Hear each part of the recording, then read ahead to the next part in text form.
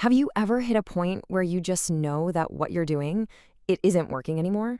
Well, we're about to dive into a really powerful personal story about what it's like to hit rock bottom and the three things one person did to pull themselves back. And this right here is the heart of it. It's a simple sentence, but wow, does it capture a massive turning point? You know, that moment when you realize the road you're on is a dead end, something has to give. So, how did things get so bad?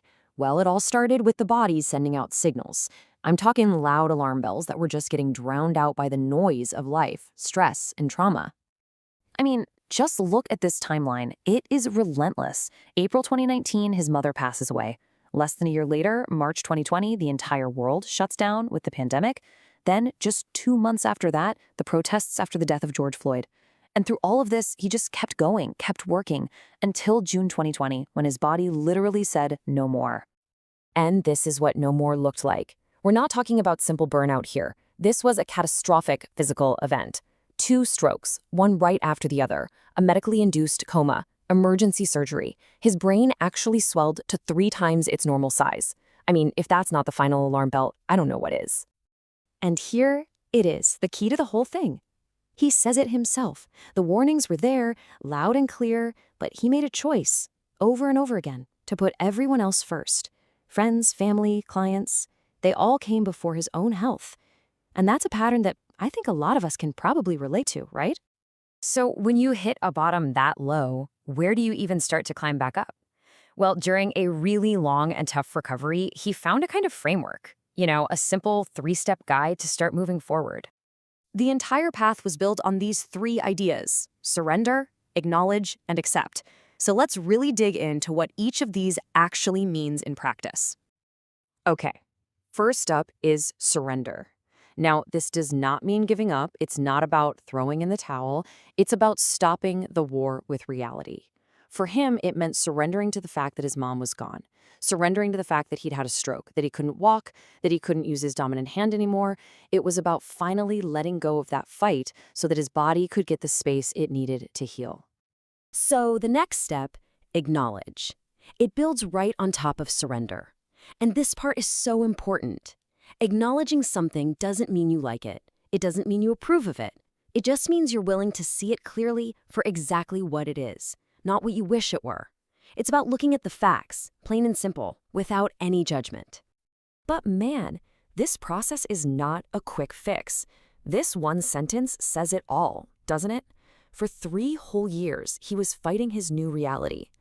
3 years spent just trying to get back to normal. That is a very long time to be at war with yourself. And this is where things start to change.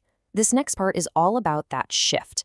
What happens when that long, exhausting fight finally ends and something new can actually grow in its place? It's the move from just resisting everything to stepping into a place of real power. And this slide lays it out so clearly.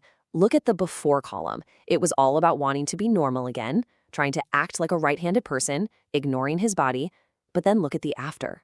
The whole mindset just flips. It becomes about finding joy in the journey, being patient, and finally standing in his own power.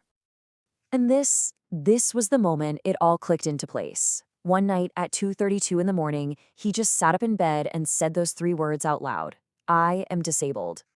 It's so important to understand that this was not a moment of defeat. He wasn't giving up.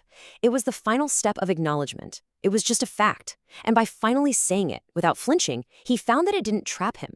It actually did the opposite. It opened up a whole new world that had been locked away by his own resistance. And here's the payoff. You see how it all connects. Surrender allows you to acknowledge. Acknowledging allows you to accept. And from that place of acceptance, you finally get real choice. Once he stopped fighting who he was finally free to decide who he wanted to be. That's empowerment. So this is an incredibly personal story, but what can we all take away from it? It's really a blueprint for getting through any big change in life. And to help us out, he leaves us with some really potent questions to ask ourselves. So let's take a second here. Think about a transition you're in right now, big or small.